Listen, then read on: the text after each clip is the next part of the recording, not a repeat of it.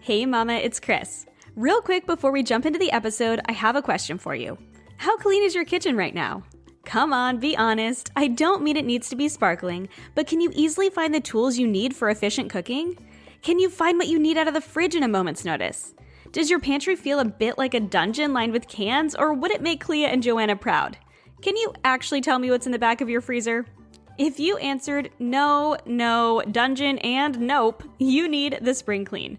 The Spring Clean Your Kitchen Challenge is a free challenge I'm hosting throughout the month of April where we're spending 4 weeks decluttering, reorganizing, and setting ourselves up for a healthy, balanced kitchen. With simple and practical systems you can actually maintain that don't just look pretty, but actually help you to become a more efficient cook. To join the free challenge and get the weekly printables, as well as join the private challenge Facebook group for weekly live videos, community support, and prizes, head to healthybalancedmama.com/springclean. All right, let's jump into the episode. Welcome to Healthy Mama Hacks, a weekly mini podcast where I share my best tips for hacking your healthy mama life with simple tips for easier eating, cooking, and living a healthy mama life in 20 minutes or less. Let's do this, mama. Hey friends, welcome back to Healthy Mama Hacks. Chris here. Today is episode 4 in the Spring Clean Your Kitchen series, which coincides with our free Spring Clean Your Kitchen challenge, where we are spending 4 weeks decluttering, reorganizing, and setting ourselves up for a healthy, balanced kitchen. To join the free challenge and get the weekly printables, as well as join the private Facebook group for weekly live videos, community support, and prizes, head to healthymamachris.com/springclean. And if you were listening to this later and you're like, oh man, I missed out, you can still head to healthymamachris.com/springclean and get the printables for free. The last couple of weeks, we talked about organizing your kitchen for more efficiency. We talked about how to organize your fridge and how to organize your freezer. And today, we are digging into organizing your pantry, which for many people is the biggest task. And I saved it for last, just in case it takes you a little longer. I don't want you to feel like you are behind if you're joining us live in the challenge. And if you're listening to this later, I want you to give yourself some time to organize your pantry. If you have a few hours on a Saturday or a Sunday and you can put a couple movies on for the kids and you want to go at this all at once, awesome.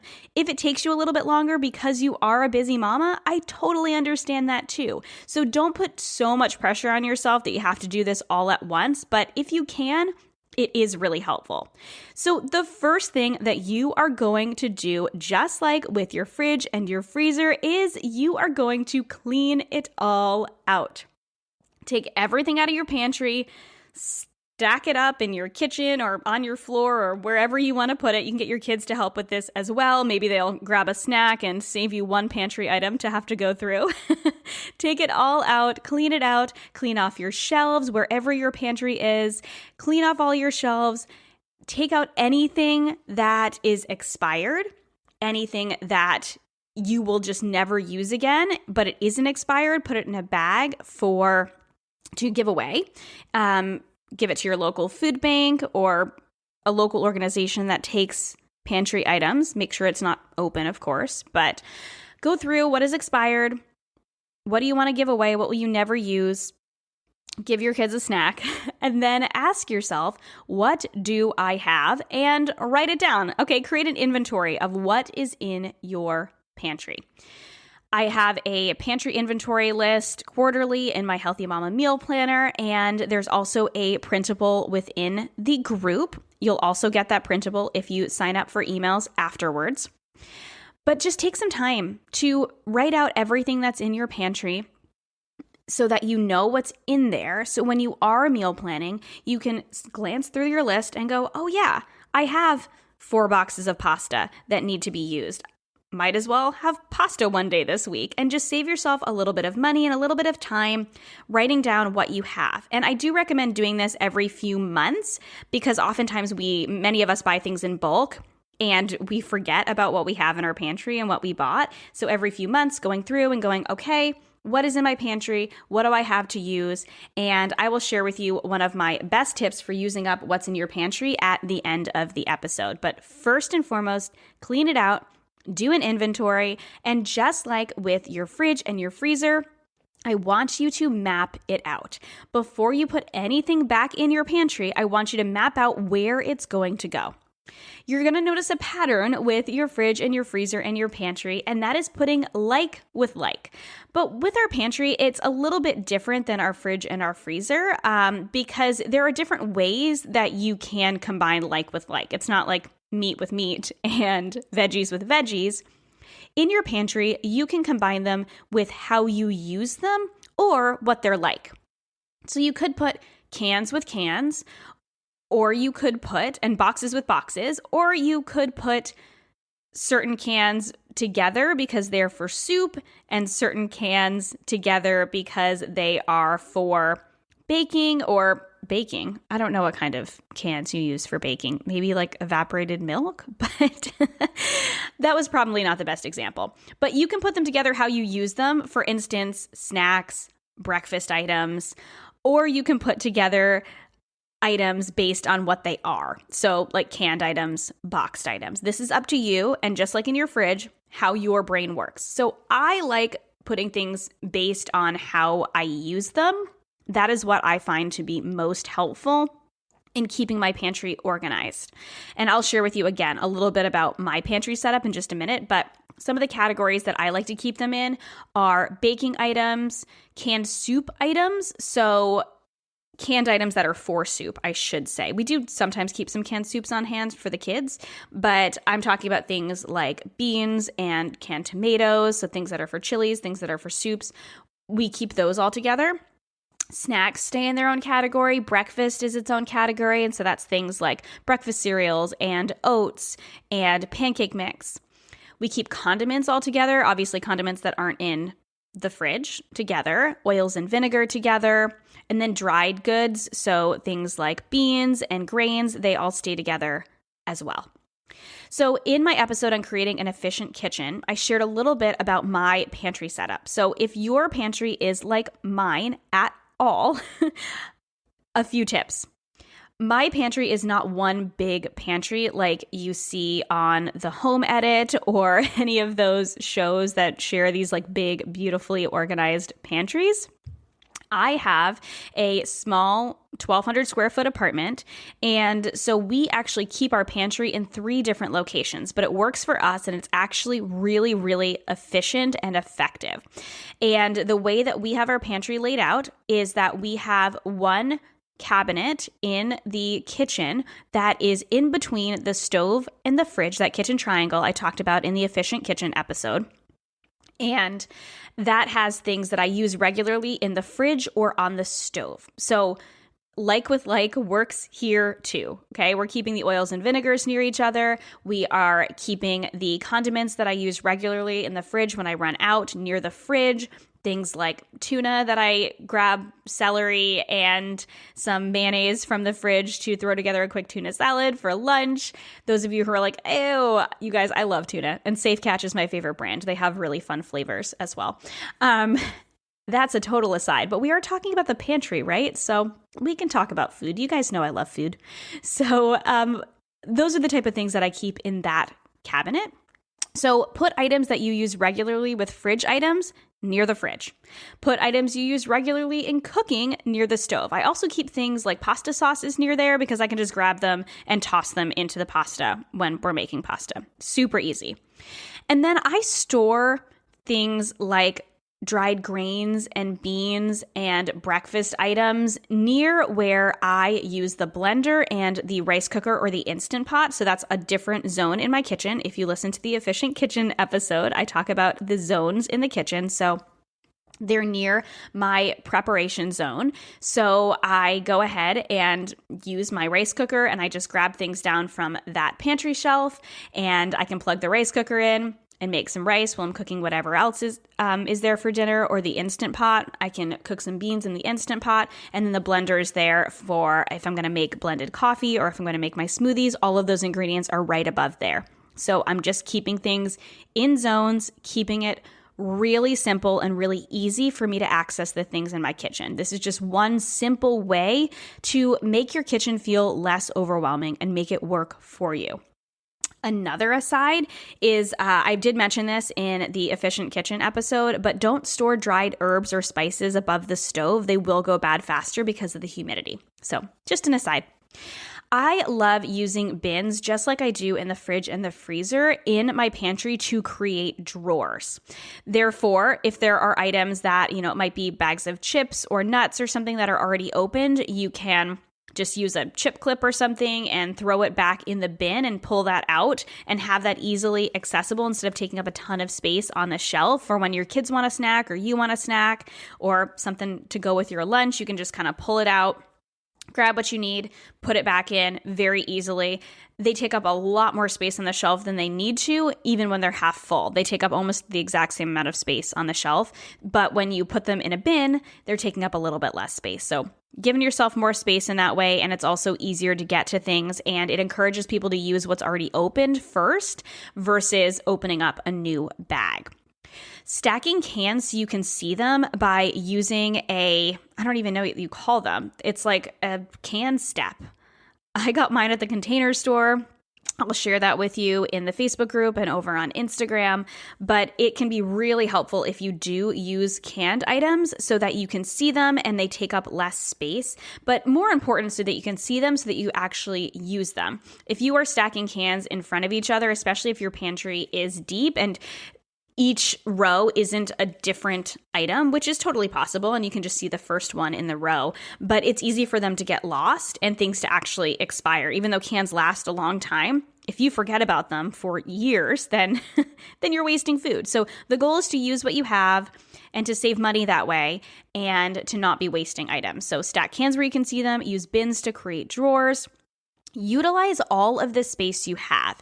If you have a door to your pantry, you can use the inside of the door. There are units that you can buy from the Container Store, Bed Bath & Beyond, places like that, but you can also use something like a shower hanger and you can store extra items in there like spices or things that you might not use on, or that might not fit very well on the shelf or take up extra space on the shelf, but could easily fit on the door. So utilize all the space you have. Put your onions, potatoes, and your squash in baskets on the bottom of your pantry. You want baskets so there's some air circulating, but potatoes and onions and squash do really well in a cold, dark space. You don't want to put these items in your fridge. They won't last as long, but they do last pretty well for a while in the pantry if they're in a cold, dark space. But allowing that air circulation and that cold, dark space, you can put those on the bottom of your pantry. Now, if your pantry's in your basement, you do want to put them on top of something. You don't want them directly on the ground, but if your pantry is just in the regular part of your house, then you can put them in baskets in the bottom. I love to buy food items in bulk, and what I do is just decant them into wide mouth mason jars and label them. You want to label them where you can see them, so when you open up your pantry, you can grab things that you need.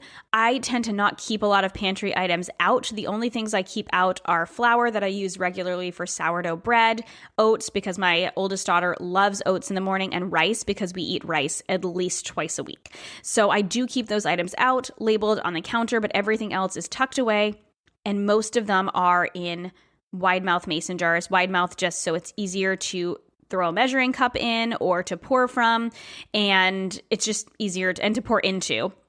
It's just easier when it's wide mouth, and a pack of 12 wide mouth mason jars is like $10 or $12 at Walmart or on Amazon. So super easy to use. So I love buying in bulk to save money, and then also decanting them so that you can see them. So you don't have these big bulk bags in your pantry, which are just taking up a ton of space. We want to keep it organized. We want to make it easy to see and easy to use. Out of sight, out of mind. So let's keep it in sight and in mind so that we can actually use it in our meal plans. Buy some big baskets for larger items that might overflow that you are not ready to decant yet, that you're not ready to open, so that they're not taking up space on your shelf. So I love having a basket underneath, kind of next to where I have the onions and the potatoes and the squash in baskets for overflow items that I buy at Thrive Market or when I am at like the bulk food store and I'm like, well, I'm going to use this eventually. I have a basket, I put items in there, and then I put them back in their places on the shelf when I am ready to, when there's space on the shelf. Because I am very low on space, I want to utilize my space most wisely with the items with a variety of items that I'm using on the regular. So I don't just put anything in the bin. I make sure that I am consistently putting things from the bin back onto the shelf when I'm using things up. I love having a spot for kids snacks so the kids can easily go in and grab what they need, whether it's like an applesauce packet or Simple Mills crackers. They can go in and just grab what they want and when they're hungry. And last but not least, I did a whole episode on this, but I keep a list of pantry staples, and I will link that episode down below. But my pantry staples help me to consistently have the things on hand that I use for meals and be able to buy them in bulk and save money that way. I'm big on food budgeting because I am all about eating lots of real whole foods that make me feel good, but I am on a budget like most of us are. So I like to be able to make sure that I have the things that I need on hand, but also pay a really reasonable price for them. So I do buy some things in bulk. So having a pantry staples list helps me to know what I have and what I need to get to make sure that I can make the meals that I love to make on the regular, and then also have really quick and easy pantry meals available if we ever go through a crazy thing like a global pandemic again, or it's just a lazy Thursday night and we've eaten everything in the fridge and we're like, all right, we're going to throw together a pantry meal and tomorrow night is takeout. So just helpful to have a list of pantry staples. But I recommend organizing your pantry first, figuring out, number one, what you have, number two, what is expired and what you can throw away, what you can give away. Number four, map it out. Decide where you're going to put things. Put like with like. Utilize all of the space you have. Use bins to create drawers. Stack cans so you can see them. Put those onions, potatoes, and squash in baskets. If you are going to buy in bulk, label those in wide mouth mason jars so you can see them. Put a big basket in your pantry for anything that might be overflow, but make sure to put those back on the shelf so you're actually using them when you use things up. Keep up a spot for kids' snacks and enjoy your newly organized pantry.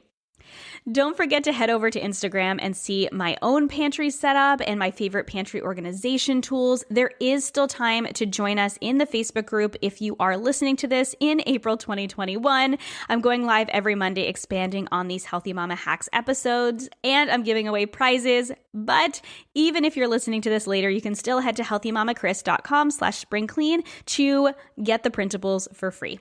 If you are ready to use up the items that you discovered in your pantry and save a little bit of money while you do it, I want to invite you to join me for the Healthy Mama Pantry Purge in May. This is something I'm doing over on social media, on Instagram and Facebook. It's totally free. You can just join in with me as I share pantry staples the whole month, as I share how I use the items in my pantry for simple and delicious recipes, so that I can use up the items that I have before buying new items.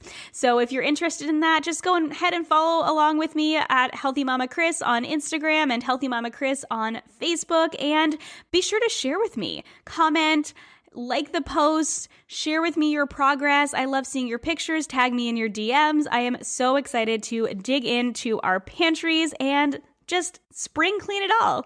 I hope you guys enjoyed this series. I hope you enjoyed the group if you're a part of the group. And if you're listening to this later, I hope you'll go and grab those spring clean printables so you can do your own clean of your kitchen and your fridge and your freezer and your pantry, and get yourself organized so your kitchen feels less stressful and more welcoming to live your healthy, balanced mama life. All right, friends, that is it for me today. Have a great weekend, and I will catch you next week. Thank you so much for listening to this episode of the Healthy Balanced Mama podcast. If you loved it, would you take a screenshot and share it with a friend over on Instagram and tag me in it? It helps me so much to know what you love and are taking away from each episode. If you really loved it, would you hop over to iTunes and give me a star rating and review? Every rating and review helps this podcast be seen and heard by more women who need to hear the message of balance and wellness without deprivation. It's the best free gift you could give me. And as a reminder, the information and opinions on this podcast are meant for education and inspiration only and are not to be taken as medical advice, diagnosis, or treatment. Please consult with a trusted practitioner before making any changes. Have a beautiful day, friend, and I'll see you in the next episode.